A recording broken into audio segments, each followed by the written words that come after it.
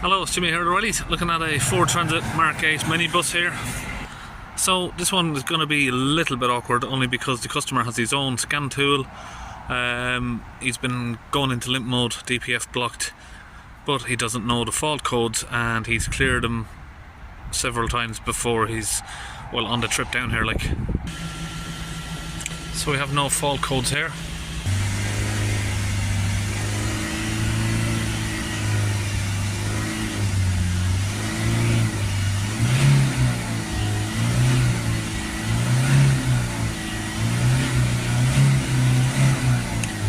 Into live data here. Yeah.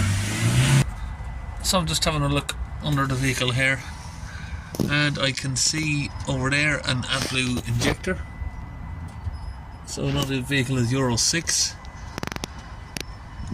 Over there I can also see a fuel line and a fuel pump for a vaporizer there. Right over there. So I don't think I've actually seen this setup. It's a 2.2. So it's the older style, which was the Euro 5 engine, but they've obviously made some changes to it.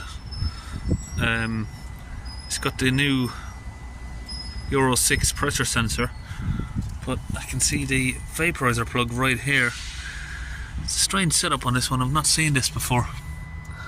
So we have got a vaporizer down there. So I'm going to open this pipe here to get into the vaporizer. It looks like it's down there. Now of course I've just got to get down here. I've taken out the pipes so I can get in here. It looks like the vaporizer is around there. It's in a bit of a different place than usual. Very different setup on this, like I said before. But what we've got to do here is I've just got to go with some of the most common things to check. Because they've been clearing the codes, I don't have anything to work off.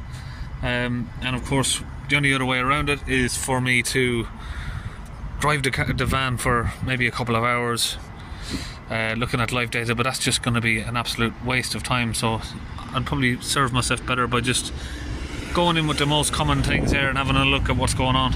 So it's not completely necessary, but I'm going to take out the headlight just so it might make it a little bit easier for me to get my arms down in there.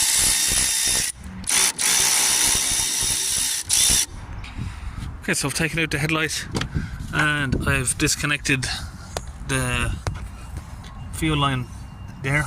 It runs all the way down there. I've got to reach really far down to grab it. We've got that off. So I've got a mid-evac gauge here connected to the vaporizer. Now if we squeeze it, we can see that it's partially blocked. Now that could be the reason. It's not completely blocked, but it is partially blocked. So I'm just going to take out the airbox, I think, here, just to make it a little bit easier. It should come out if we can just get it up out of there. So we've got the bottom of the airbox out, and no surprise by looking at that, it looks like this air filter is collapsing. Yep, so that's going to be a blocked air filter as well. Now you don't need to take that out, but it's only a few minutes and you can get a lot of a better view there on the part. Okay, so I've got a spanner there, crowsfoot spanner for vaporizers. Tried to open that, but it's just not happening. So I'm going to get out the blowtorch. Going to heat that up there.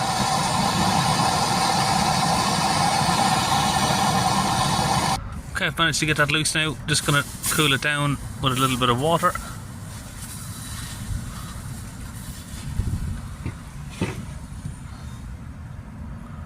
Okay, so I've got it in the van here.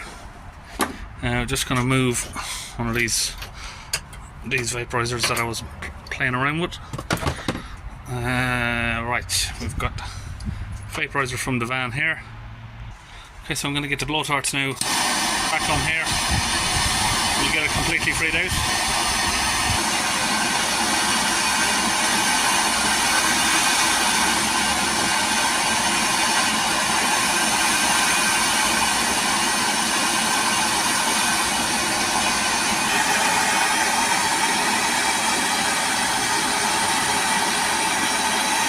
Going to use some DPF cleaner in the spray gun. That's from Launch UK.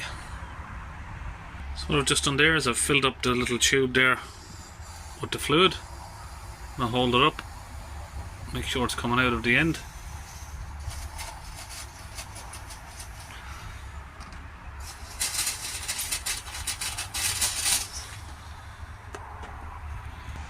Okay, now that's all done, squeeze the trigger, just make sure that the gauge ain't moving, just like that. Okay, now I've put all that back together. Next thing we can start is the DPF cleaning process, which will go through the pressure sensor here, but we're going to go inside and show you the, I don't think I've showed you the live pressure. Idle pressure is 23-24, 3000 RPM. Sorry, let me hold that up. Around about 230. Try and hold it steady there.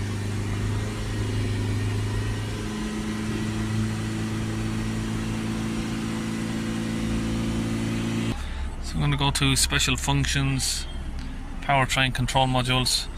I'm just going to prime up the vaporizer. So just need to make sure you can hear the vaporizer working. You can hear it pulsing, which I can. I'm going to start the vehicle up now. We'll give it a few revs and we should see some smoke coming from the exhaust if the vaporizer is now injecting fuel in.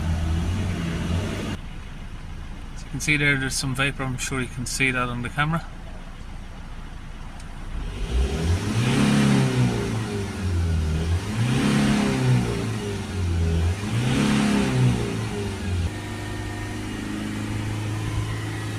So now that the vehicle's warm, the pressure has increased slightly. So with the temperature rising, it rose up to sort of 45 millibars there at idle, 270, 280 at 3000 RPM.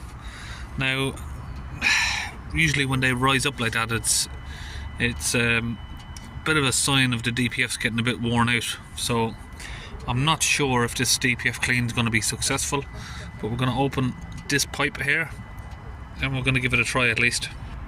Right, we get a pliers here, open this down. They always put that little notch there which doesn't allow you to open the clip fully. So what I like to do is just get that notch and break it off, and then we can just get the clip down a lot easier. Okay, so I'm using the same bottle of Launch DPF cleaner again. I'm going to get half of this bottle into this cup here, around about half. So I mix some of the fluid now with some water. I've got it connected to the pressure sensor hose here. I'm going to squeeze it into the DPF.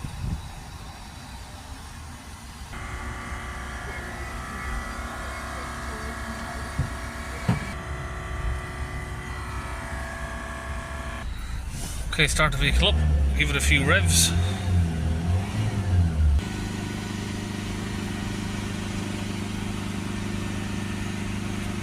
So around about 200 millibars at 3000 RPM. And now down to around about 150. So I'm going to go into special functions and we're going to go to power control module, reset the particle filter learn values.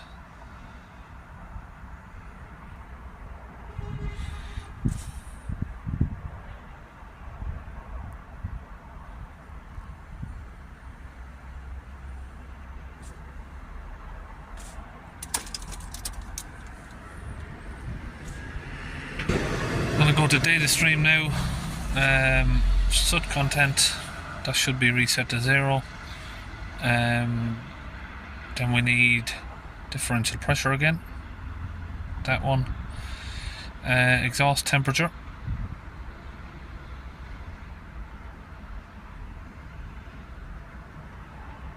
(11, 12 and 13). So I'm going to take it on test drive now that I've reset the DPF. So the DPF pressure is still a little bit high. You can see the percentages come back up. Okay, so 145 millibars was the best we could get that down to. Unfortunately, that's not good enough. I sort of knew with my gut instinct when I first looked at the van that we might have this problem. Customer that has been telling me halfway through that it had oil from a turbo failure go into the DPF as well, and it had multiple force regens. So unfortunately, I think the DPF's damaged on this. It's going to need replacing.